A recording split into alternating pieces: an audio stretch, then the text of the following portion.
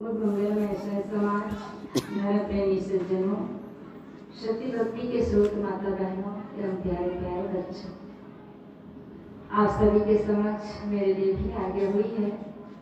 आज्ञा पालन कुछ देर निवेदन प्रस्तुत है। संसार के सभी मनुष्य, चाहे वो गृहस्थ हो चाहे विरक्त हो, सभी सुख में जीवन की कामना करते हैं और सुख में जीवन की कामना करने मात्र से जीवन सुखी नहीं हो जाता। उसके लिए हमारे महापुरुषों ने 4 सूत्र दिए हैं और उस सूत्र को एक पंक्ति में पिरोया गया है और वो पंक्ति इस प्रकार से है: परमो लाभ संतोष है, परमो धन सत्संग, परमो ज्ञान विचार है, समता से दुर्गम। अर्थात जीवन में अगर संतोष हो, जीवन में अगर सत्संग को स्थान रहे, जीवन में यदि हमारा विचार बढ़िया हो और आपस में हम मिलजुल करके रहते हो, ये 4 बातें हैं, तो चाहे हम जहाँ कहीं भी रहें, अपने देश में रहें, विदेश में रहें, गृहस्थ में रहें, विरक्त में रहें, कहीं भी रह करके हम सुखी हो सकते हैं। और यही हमारे जीवन का एक मुख्य उद्देश्य भी है।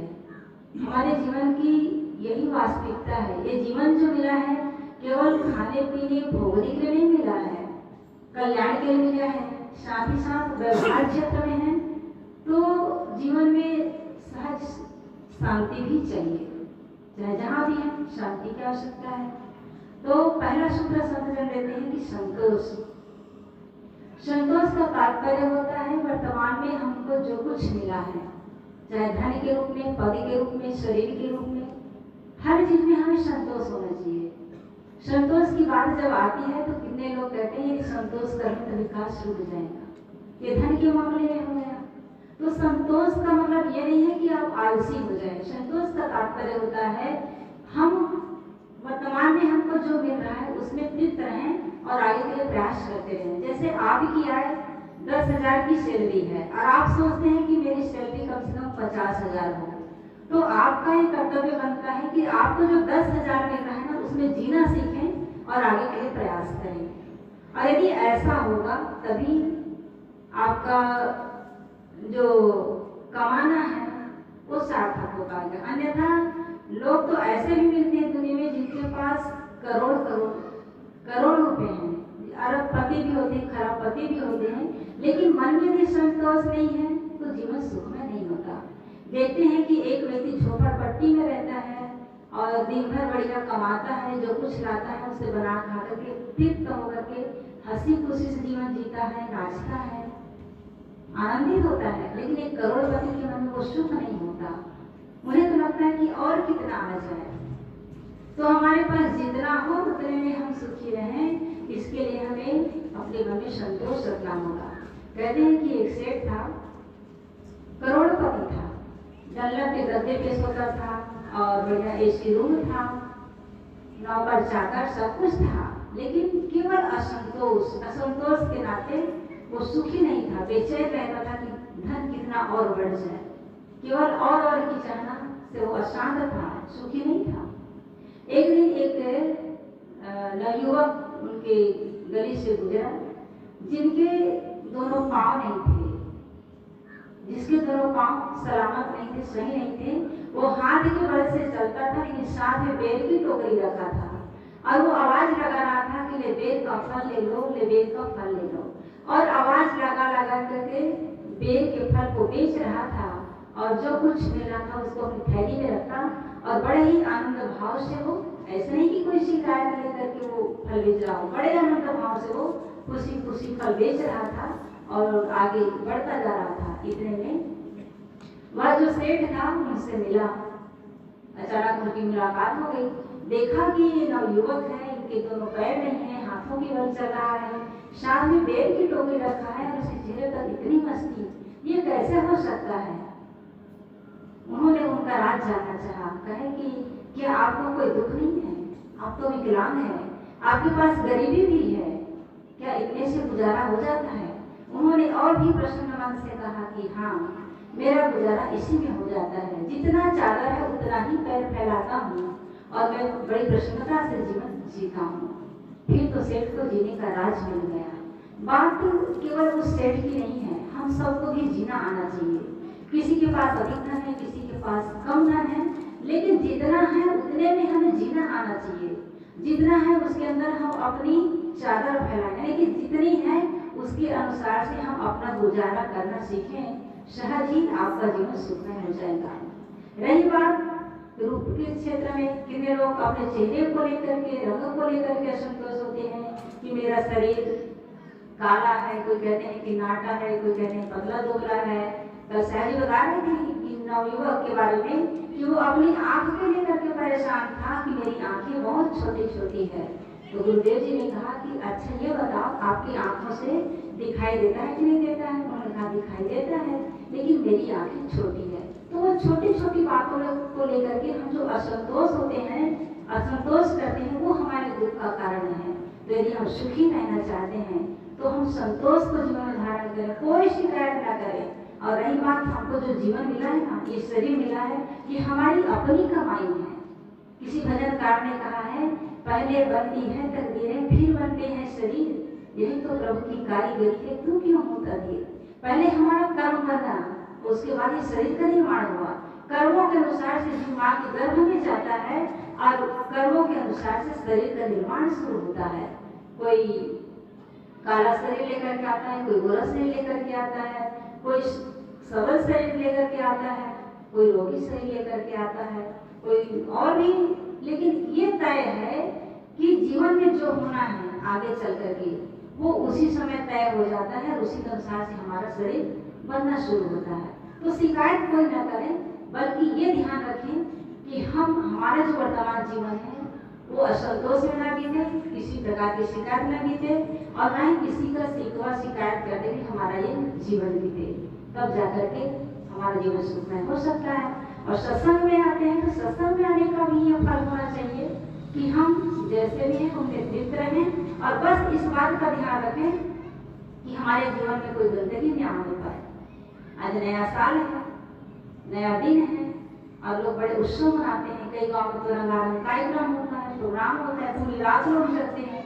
यहाँ ऐसा नहीं हुआ, लेकिन आप सब मन में ये सोचें कि आज नया साल लगा है और हम अपने मन की जो गंदगी होगी, जीवन के जो विकार होंगे, उसको छोड़ देंगे।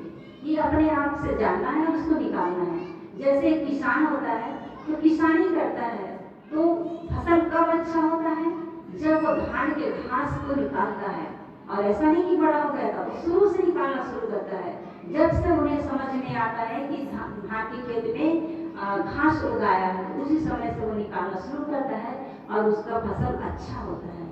ऐसे ही जब से हमें ये समझ में आ जाए कि वाकई में हमारे जीवन में कुछ गंदगी आ गई है, कुछ कचरे आ गए हैं, तो उसको निकालना शुरू करेंगे। और ये समझ कब आएगा?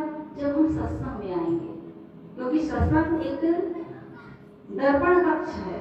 दर्पण के सामने जाते हैं तो चेहरा में कोई धब्बा लगा है, बाल उजड़ा उजड़ा है, या कपड़े के दाग है, वो दिखाई देता है और उसको हम सजा लेते हैं, सवार लेते हैं।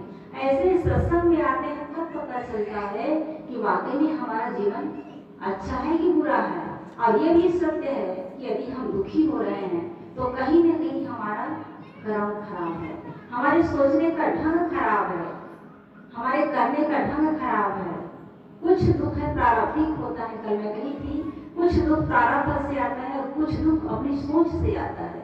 तो अपनी सोच को बदलना है, अच्छा करना है और मन में अच्छे विचारों को दाखिला देना है, उसको अच्छे विचारों को अपने जीवन में आचरित करना है, तब जाकर के हमारा जीवन सुंदर बन पाएगा। तो पहला सूत्र है कि संतोष को हम अपने जीवन में धारण करें। दूसरी बात है सत्संग, ये जीवन की महती आवश्यकता है। सत्संग, एक सत्संग होता है अच्छे लोगों का संग करना, और दूसरा सत्संग है अपनी आत्मा में लौट आना। आत्मा में कब लौट आएंगे? जब हम सत्संग करेंगे, जब हम सत्संग के द्वारा ये जान पाएंगे कि मैं कौन हूँ, कहाँ से आया हूँ, और मरने के बाद मुझे कहाँ जाना होगा। जब ये विचार मन में आएगा, जब ये प्रश्न मन में होगा, तो उसका उत्तर भी मिलना शुरू हो जाएगा। आज तक हम सब अपने आप को केवल शरीर माने बैठे हैं, और शरीर को केवल खिलाना पिलाना सजाना संवारना और बस जिंदगी खत्म हो जाती है। लेकिन सच में ये जानना चाहिए कि मैं आत्मा हूँ और ये शरीर एक घर है। जैसे घर होता है ना मकान, उस मकान में हम लोग रहते हैं, वहाँ निवास करते हैं, खाते पीते हैं, आराम करते हैं, वैसे ही जीव के लिए शरीर निवास स्थल है। तो शरीर को चलाने के लिए भोजन की आवश्यकता है और आत्मा के लिए सत्संग की आवश्यकता है। तो सत्संग हमारे जीवन की आवश्यकता इसलिए भी है कि यहाँ से हमें खुराक मिलता है, अच्छे जीवन जीने की प्रेरणा मिलती है। जैसे एक कहना चाहिए तालाब होता है, सरोवर होता है, नदी होता है, तो वहाँ हम नहाते हैं तो शरीर का मैल धुलता है ना, शरीर की गंदगी दूर होती है।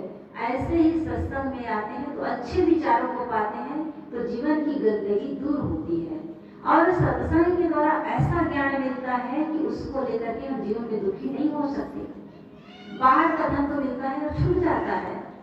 कितने बड़े बड़े अरबपति, खरबपति, करोड़पति बन जाते हैं, वो किस्मत की बात होती है। एक शायर ने तो लिखा, किस्मत की ठोकर लगते ही धरती तक खिल जाती है, बड़े बड़े संपत्ति अचानक मिट्टी में मिल जाती है। देखा जाता है कई बार ऐसा होता है, कई बार प्राकृतिक घटनाएं घटती है।